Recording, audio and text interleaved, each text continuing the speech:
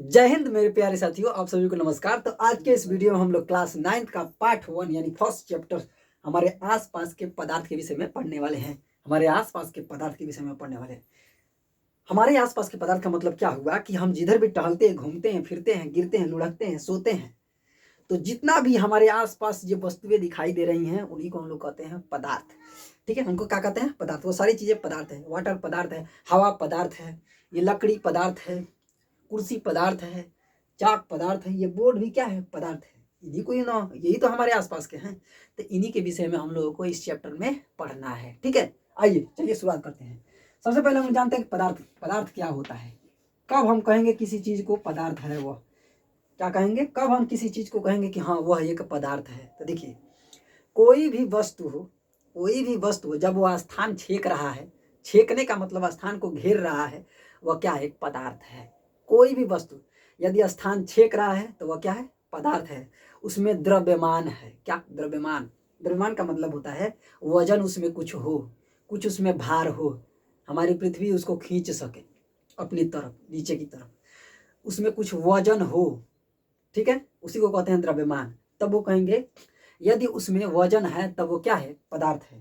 पहली बात क्या कि वह स्थान छेक रहा है। क्या कर रहा है? स्थान छेक रहा है, कुछ स्थान घेर रहा है। ठीक है, उसी को बोलते हैं छेकना। दूसरी बात, वह क्या कर रहा हो? उसमें थोड़ा वजन हो। क्या हो? वजन। वजन हो यानी कि द्रव्यमान उसके अंदर हो। ठीक है, और पृथ्वी छोड़ो, पृथ्वी वजन रहेगा तो पृथ्वी तो खींचबे करेगा। तो स्थान छेके, फिर वजन हो उसमें, और साथ ही साथ हम अपने शरीर के किसी भी इंद्री से, इंद्री मतलब आंख, नाक, कान, मुख, त्वचा, किसी भी के सहारे हम उसका महसूस कर सके। क्या कर सके? महसूस कर सके। तब कहेंगे कि वह क्या है? पदार्थ है। यानी कि अपने शरीर से हम किसी भी अंग से क्या कर सके? उसका महसूस कर सके। शरीर के किसी एक अंग से जब हम उस वस्तु को महसूस कर सकते हैं तो वह क्या है? पदार्थ है। जैसे वायु। वायु तो हम लोग देख नहीं सकते हैं, लेकिन हमें महसूस होता है। जब हवा बहता है एकदम तेज आंधी तूफान, तो ऐसे ऐसे जो दुबले पतले जैसे मैं उड़ियाने लगता हूँ, तो महसूस तो कर ही रहा हूँ। तो क्या है? वायु एक पदार्थ है। वायु में भी वजन होता है। जब तुम उसको तौलोगे तो देखोगे, जैसे मान लीजिए एक पिचका हुआ गुब्बारा ले लो, एक फुला के गुब्बारा ले लो, दोनों को कंडे में बांध करके, लकड़ी के कंडे के सहारे बांध करके ऐसे टांग दो। टांगोगे तो जिसमें हवा भरा रहेगा वह नीचे हो जाएगा, और जिसमें हवा नहीं रहेगा वह ऊपर उठ जाएगा। इससे क्या पता चलता है कि हवा में भी क्या होता है? वजन होता है। ठीक है, तो इसलिए हवा भी क्या है? पदार्थ है। तो यही पदार्थ की क्या होती है? परिभाषा होती है। चलिए हम नेक्स्ट टॉपिक पर चर्चा करते हैं। तो अभी हमने बताया कि पदार्थ जो है वो क्या होते हैं, किनको हम लोग पदार्थ कहते हैं। अब हम जानेंगे कि पदार्थ के अंदर विशेषता क्या होती है। विशेषता का मतलब पदार्थ अपने अंदर क्या क्या खासियत रखता है। तो देखिए, जितने भी पदार्थ होते हैं, कोई भी पदार्थ, वो हमेशा सूक्ष्म कणों से मिलकर के बना होता है। सूक्ष्म कण क्या है भाई? यानी कि उसको तोड़ते जाएंगे तो हमें बहुत छोटे से छोटे कण प्राप्त होंगे। इसे क्या पता चलता है? जब कोई भी पदार्थ छोटे छोटे कणों में टूट जा रहा है, यानी कि यह छोटे छोटे कणों से मिलकर के क्या हुआ है? बना हुआ है। एक ही कण रहता तो कितना हो भी एकदम बल लगा देते, टूटता ही नहीं। लेकिन जब उसको तोड़ते जाते हैं तो हमें छोटे छोटे कण प्राप्त होते चले जाते हैं। इससे यह पता चलता है कि प्रत्येक पदार्थ क्या है? सूक्ष्म कणों से मिलकर के बने हैं। सूक्ष्म क्यों कहा हमने? क्योंकि इतना छोटे से छोटा कण भी प्राप्त हो जाएगा कि जो हमें दिखाई भी नहीं देगा। जैसे कि वायु के कण हमें दिखाई नहीं देते हैं, बहुत ही सूक्ष्म होते हैं। पानी के कण, पानी तो एक साथ गुटियाए हुए सारे कण हैं, एक साथ इकट्ठे कण हैं, तो पानी बहता हुआ दिखाई दे रहा है, फ्लो रूप में, ऐसे लिक्विड रूप में दिखाई देता है। लेकिन उसको भी जब और अधिक सूक्ष्म कणों में तोड़ देंगे तो उसके भी कण इतना छोटा प्राप्त होगा कि उसको भी हम लोग देख नहीं पाएंगे। यानी कि मेरा कहने का क्या तात्पर्य है कि हर एक पदार्थ जो है सूक्ष्म कणों से मिलकर के बने हुए होते हैं। यानी छोटे छोटे कणों से क्या होते हैं? मिलकर के बने हुए होते हैं। और इन कणों के बीच क्या खासियत होता है? इन कणों के बीच यह खासियत होता है कि यह कण जो है एक दूसरे को आकर्षित करते हैं। क्या करते हैं? आकर्षित। कोई भी पदार्थ, जैसे ठोस में जैसे ईंट ले लीजिए, ईंट भी सूक्ष्म कणों से ही मिलकर के बना होता है। पानी ले लीजिए, पानी भी सूक्ष्म कणों से ही मिलकर बना होता है। हवा या गैस कुछ भी ले लीजिए, वो भी सूक्ष्म कणों से मिलकर के बना होता है। और उनके कणों के बीच आकर्षण बल होता है, यानी कि वो एक दूसरे को खींचे रखते हैं। क्या रखते हैं? खींचे रखते हैं। तो उनके बीच क्या होता है? आकर्षण बल होता है। और दूसरी बात, अगली बात क्या कि वे कंपन करते रहते हैं। क्या करते रहते हैं? कंपन करते हैं। एक दूसरे को खींचते भी हैं और कंपन भी करते रहते हैं। क्या करते रहते हैं? कंपन भी करते रहते हैं। यानी कि अणुओं के बीच जो है गतिज ऊर्जा होती है। कौन चीज? गतिज ऊर्जा। गतिज ऊर्जा का मतलब उनके अंदर ऊर्जा समाया हुआ रहता है गति करने के लिए। अंडरस्टैंड? चलिए अब नेक्स्ट टॉपिक पर चर्चा करते हैं।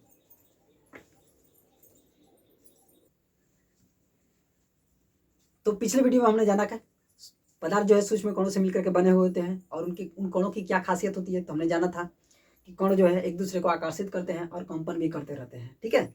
अब नेक्स्ट टॉपिक में हम समझेंगे पदार्थ कितने प्रकार के होते हैं। तो पदार्थ जो है 3 प्रकार के, मुख्यतः आप लोगों को 3 प्रकार के ही पदार्थों के विषय में पढ़ना है। क्या क्या होते हैं? ठोस, द्रव और गैस। पदार्थ की 3 अवस्था होती है। कहने का मतलब क्या होता है? पदार्थ अपना 3 गो रूप धारण किए हुए रहता है। यानी कि 3 रूपों में ही देखे जा सकते हैं कोई भी पदार्थ। या तो ठोस की अवस्था में, ठोस का मतलब गोटियाए हुए अवस्था में, कठोर अवस्था में, नहीं तो द्रव यानी बहते हुए की अवस्था में देखे जा सकते हैं, और गैस उड़ते हुए अवस्था में देखे जा सकते हैं। यही इनका रूप ही होता है। पदार्थ 3 रूपों में ही इस संसार में विद्यमान हो सकते हैं या ब्रह्मांड में विद्यमान हो सकते हैं। इसके सिवा भी 2 और होते हैं, और भी 2 पदार्थ अपना रूप धारण करता है या रखे रहते हैं। उनके विषय में आप लोगों को नहीं पढ़ना है। केवल 9th में जो है आप लोगों को 3 ही प्रकार के पदार्थों के विषय में पढ़ना है। ठीक है। तो पदार्थ के कितने रूप हुए? 3 रूप। 3 रूपों में पदार्थ क्या होता है? विद्यमान रहता है। या तो कठोर अवस्था में रहेगा, एकदम गोटियाए हुए, गोटियाए का मतलब इकट्ठे हुए, एकदम टाइट रहेगा, मजबूत रहेगा, उसको बोलते हैं ठोस। क्या बोलते हैं उसको? ठोस। और द्रव अवस्था में या तो रहेगा, द्रव अवस्था का मतलब होता है बहते हुए, यानी कि बहते हुए अवस्था में या तो द्रव रह सकता है। जैसे पानी हो गया, शहद हो गया, जूस हो गया, ये सभी क्या है? वो द्रव होते हैं। गैस क्या? गैस LPG गैस, आपकी माता जी खाना बनाती होंगी तो आप देखेंगे वो क्या है? गैस है। तो उड़ने की अवस्था में रहता है, लेकिन इसमें खासियत होता है इसको संपीड़ित करके पैक किया जा सकता है। वो आगे पढ़ेंगे। तो गैस जैसे हवा हो गया, हवा ये उड़ने की अवस्था में है कि नहीं है? इसको बोलते हैं गैस। अब चलिए एक एक करके जानते हैं। ठोस क्या होता है, द्रव क्या होता है, गैस क्या होता है। ठोस के कण कैसे होते हैं, द्रव के कण कैसे होते हैं, और गैस के कण कैसे होते हैं। तो आइए सबसे पहले हम जानते हैं ठोस के कण। ठोस के कण के विषय में हम लोग जानते हैं। देखिए, ठोस के जो कण होते हैं वह एक दूसरे को इतना तेज, इतना ज्यादा बल से खींच करके पकड़े हुए रहते हैं कि इनके बीच जो है अंतरा अवकाश का मतलब क्या हुआ? या एक कड़िया और एक कड़िया, इनके बीच यह खाली स्थान बहुत ही कम होता है। क्या होता है? बहुत ही कम। इसी खाली स्थान को हम बोलते हैं अंतरावकाश। क्या बोलते हैं? अंतरावकाश। ठीक है। तो ठोस के कणों के बीच जो है अंतरावकाश बहुत ही कम हो जाता है। क्यों? क्योंकि इनके बीच आकर्षण बल बहुत ही ज्यादा होता है। ठीक है। और साथ ही साथ यह कंपन भी करते हैं। क्या करते हैं? कंपन। लेकिन कैसे करेंगे? ऐसे ऐसे। इसको बोलते हैं दोलन गति। अपने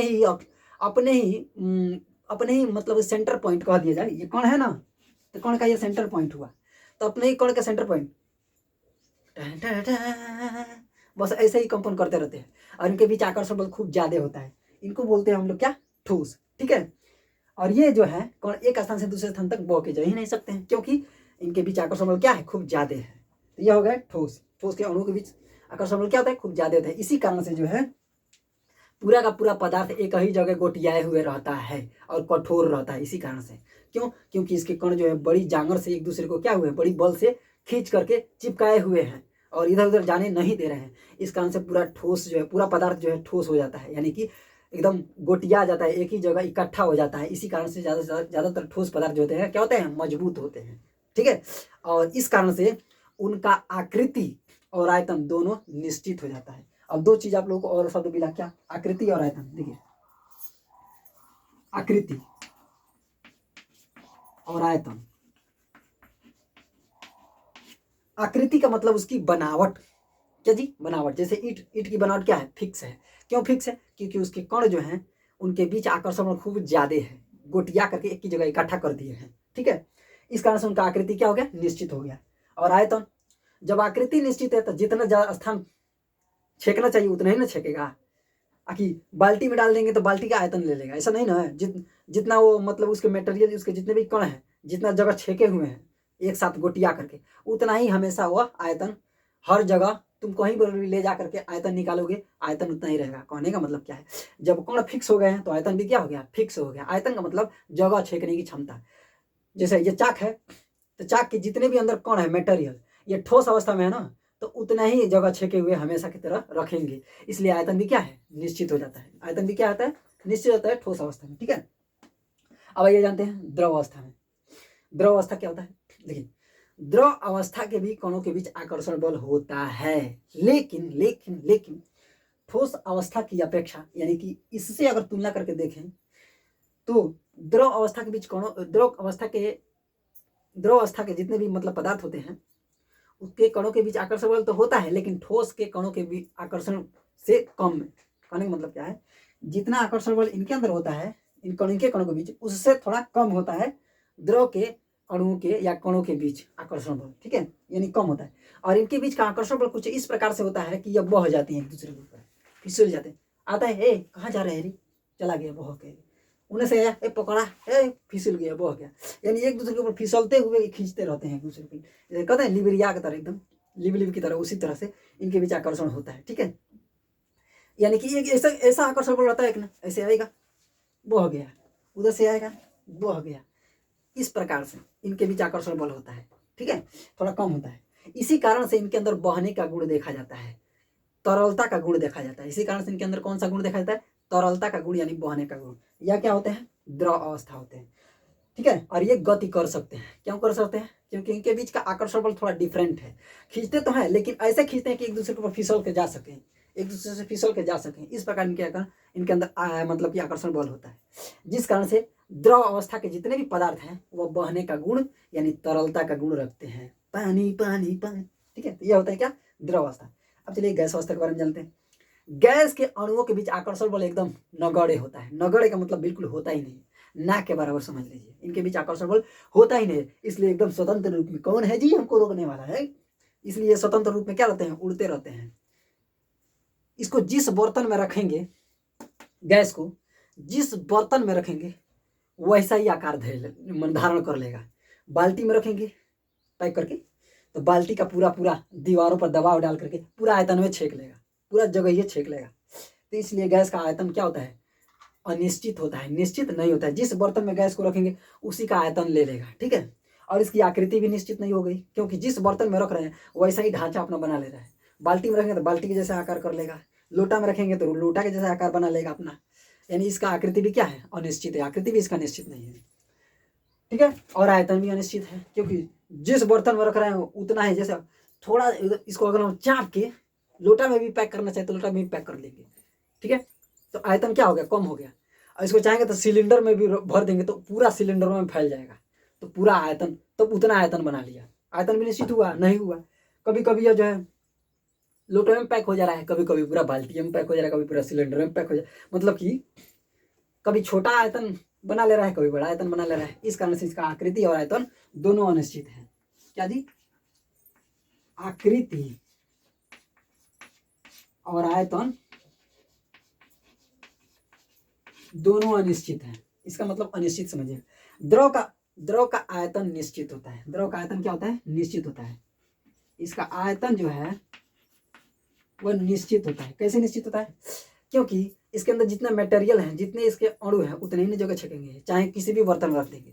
जितना अपने आप में जितने भी सारे के सारे मटेरियल इसमें है उतना मटेरियल के बराबर ही जगह छकेगा, उससे ज़्यादा नहीं छकेगा, ना उससे कम छकेगा। कहने का मतलब क्या है, 1 लीटर पानी है तो हमेशा 1 लीटर ही रहेगा, जब तक उसको गर्म करके भाप बना करके न कम करे।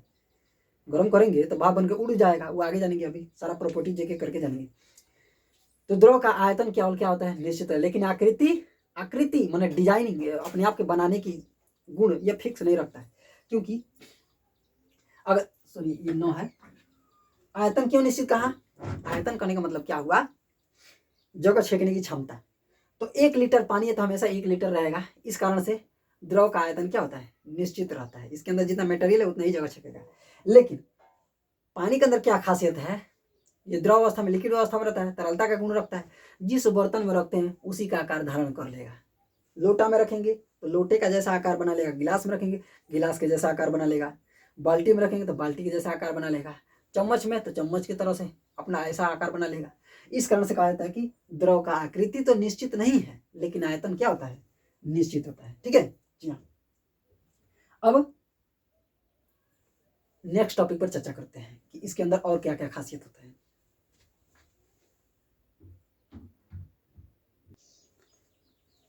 तो पिछले टॉपिक में हमने चर्चा कर लिया कि पदार्थ के अंदर क्या क्या खासियत होते हैं और पदार्थ कितने प्रकार से होते हैं और उनके कौन के क्या गुण होते हैं, मतलब कि और भी क्या उनकी खासियत होती है। अब इस अगले टॉपिक में हम लोग चर्चा करते हैं क्या कि पदार्थ अपनी अवस्था भी परिवर्तित कर सकते हैं। ये बात बिल्कुल सत्य है। कोई भी पदार्थ हो अपना अवस्था चेंज कर सकता है। कैसे चेंज कर सकता है? जब उस पर ताप पड़ेगा, दबाव पड़ेगा, ठीक है, वायुमंडलीय प्रेशर में परिवर्तन होगा तो पदार्थ की अवस्था, अवस्था का मतलब रूप, पदार्थ अपना रूप चेंज कर सकते हैं। ठीक है, कैसे कर सकते हैं? करने का मतलब क्या है? जैसे मान लीजिए पानी है, पानी को आप लोग देखे होंगे। तो कोई भी पदार्थ हो वो अपना रूप, अपना अवस्था क्या कर सकता है? चेंज कर सकता है। कब? जब उसके ऊपर टेम्परेचर का प्रभाव पड़ेगा या दबाव का प्रभाव पड़ेगा या वायुमंडलीय दाब में परिवर्तन होगा, तब वो पदार्थ जो है अपना रूप चेंज कर सकता है। अवस्था का मतलब होता है रूप, तो अपना वो रूप चेंज कर सकता है। कोई भी चीज़ हो, कोई पदार्थ हो। जैसे मान लीजिए पानी को गर्म करेंगे तो ये गैस बन जाएगा, भाप बन के उड़ जाएगा, और जिसको वापस उसको ठंडा करेंगे तो फिर वापस पानी बन जाएगा, और ठंडा करेंगे तो बर्फ बन जाएगा। देखिए कितना रूप अपना बना लिया पानी को जब गर्म किए तो ये बन गया गैस। किस अवस्था में चला गया? गैस। यानी भाप का मतलब क्या होता है? गैस है ना, होता है जी। भाप मतलब गैस। भाप आप देखे होंगे, खाना बनाती है मम्मी तो जो उड़ता है उसी को भाप बोलते हैं। तो पानी नहीं डाला गया होता है उसमें। तो पानी को हमने क्या किया? गरम किया। ये आग है मान लीजिए, ठीक है, तो गरम किया तो ये बन गया भाप। ठीक है, इसको एकदम ठंडा कर देंगे तो ये बन जाएगा बर्फ। क्या बन जाएगा? बर्फ। और बर्फ की अवस्था कैसी होती है? ठोस। बर्फ की अवस्था कैसी होती है बाबू? ठोस। अब बर्फ को वापस जब गर्म करेंगे, इसको जब बर्फा को गर्म करेंगे हम लोग, जब इसको गर्म करेंगे तो ये बन जाएगा वापस किस में? पानी में। अब पानी क्या होता है? लिक्विड अवस्था यानी द्रव अवस्था होता है, बहने वाला। तो इस तरह से क्या देख रहे हैं?